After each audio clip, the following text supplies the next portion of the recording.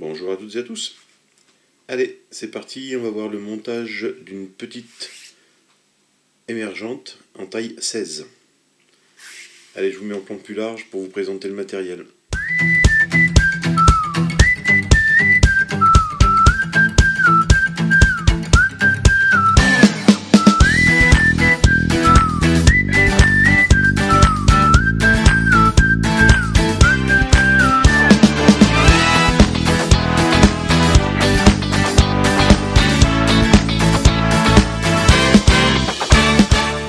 Pour monter notre petite émergente, il va nous falloir pour les cercles qui sont ici, un morceau de fil de soie.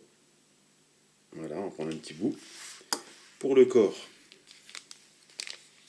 un petit peu de dubbing de lièvre mélangé avec, pas de lièvre, pardon, d'écureuil mélangé avec du renard. Si vous n'avez pas, vous pouvez prendre du dubbing de lièvre, il n'y a pas de souci. Pour faire les pattes devant et avoir un appui sur l'eau, il va nous falloir une plume de coup de coque. Et pour l'aile qui est au-dessus, en émergence aussi, il va nous falloir un petit cul de canard, couleur beige, qui rappelle dans les tons du fil de soie. Allez, et le tout bien sûr monté sur hameçon de 16. Je vous mets en plan plus proche et on commence le montage, c'est parti.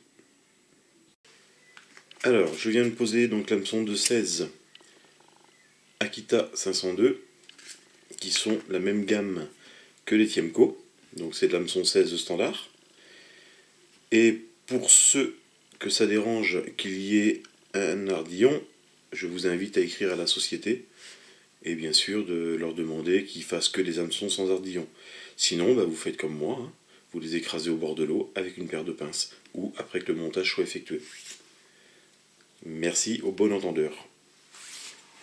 Donc allez, c'est parti, on va se munir d'un petit fil noir. Je commence au niveau de l'œillet. J'emmène mon fil de montage jusqu'à la courbure. Un petit peu, enfin au tiers du moins, comme ceci.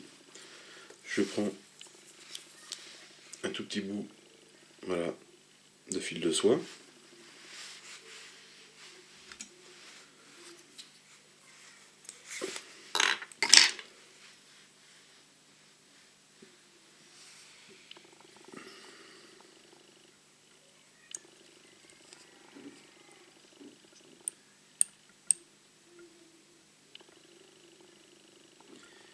Voilà.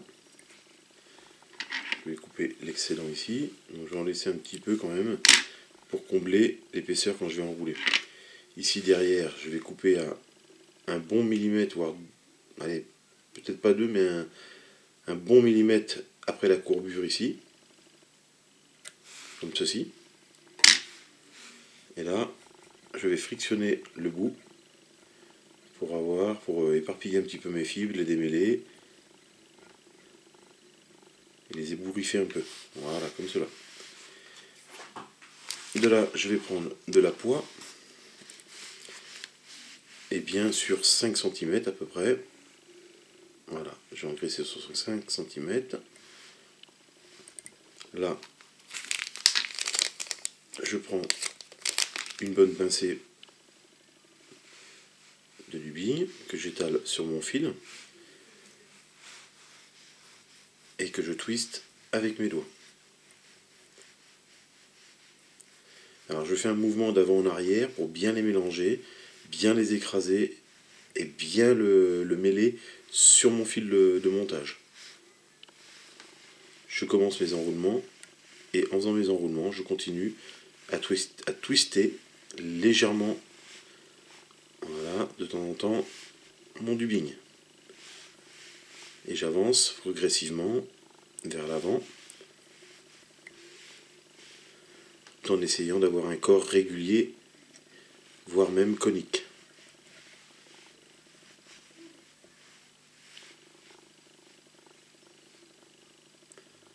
Vous voyez, je n'avais pas chargé assez en arrière, je vais m'arrêter ici. Je m'arrête un bon tiers avant. Là, je prends une petite plume de coup de coque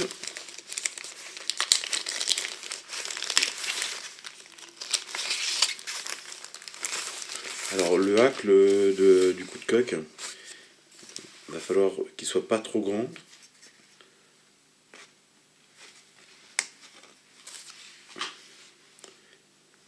Voilà, et qui dépasse un petit peu par rapport à la courbure. Donc il faut qu'il soit un tout petit peu plus long que la courbure de notre hameçon, sans non plus exagérer. Donc là, je fixe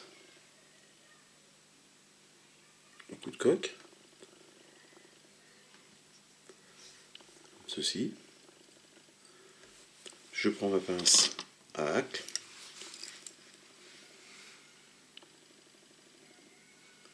Et là, je commence mes enroulements en rabattant, en entraînant mes fibres de coup de coque vers l'arrière. Comme ceci. Là, j'ai fait 2 tours, pas plus. Je viens couper l'excédent. Je rabats avec mes doigts toutes les fibres vers l'arrière.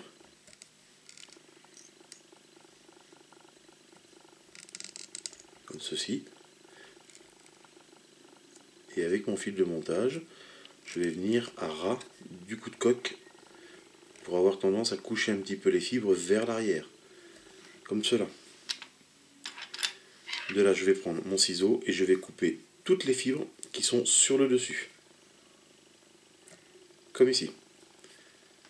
Pour laisser juste cette simulation de pâte en dessous qui aura un appui sur l'eau. Alors après, quand vous avez des grandes fibres pareilles là comme ça là, sur le dubbing, on prend la pince à épiler. Donc on appelle ça une pince Bruxelles hein, pour certains. Voilà, et moi j'arrache directement les grandes fibres qui servent à rien. Là, on va prendre un cul de canard. Pas trop gros, pas trop petit. Des fibres moyennes, on va dire. Et on va prélever de toute façon qu'un côté. Voilà, parce qu'avec une demi-plume, on va faire le dessus. Il ne faut pas oublier que c'est une émergente. Donc, au niveau du cul de canard, voilà mon petit cul de canard. Donc là, je place entre mes 2 doigts comme ceci. Et là, je vais prendre mon rachis en bout. Hop, et je tire. Vous voyez, il me reste une toute petite pincée entre les doigts. Je rassemble mes fibres entre les doigts. Je vais couper tout l'excédent là au bout pour faire une coupe propre et nette. Voilà, pour l'avoir comme ceci. De là, je viens poser sur mon montage. Je fais attention de ne pas venir trop en arrière avec mon fil de montage et trop en avant pour boucher l'œillet. Comme ceci. De là, je prends mon whip finish. Et là, je commence à dresser ma tête en faisant plusieurs nœuds d'affilée. L'un dans l'un. Et 2 suffira. Je vais couper l'excédent de mon fil. Et là, pour finir une tête propre, je prends un petit bout de caoutchouc, où il y a un trou au milieu.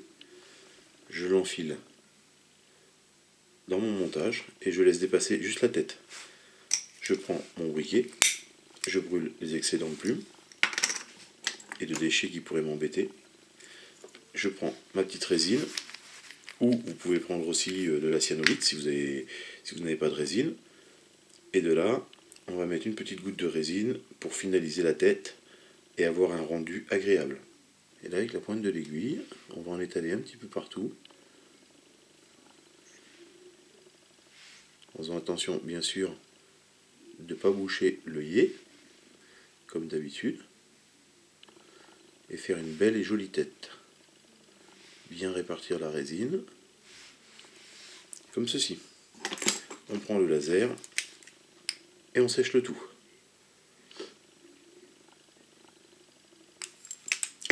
De là, on enlève notre petite bague caoutchouc.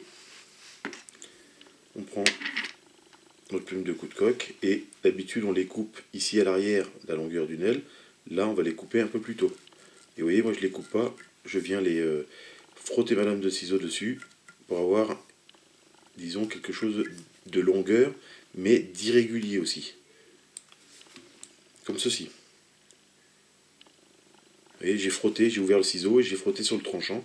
Et ça m'a permis, comme ça, en frottant sur le tranchant, d'avoir une coupe irrégulière et d'avoir une toute petite émergente avec une aile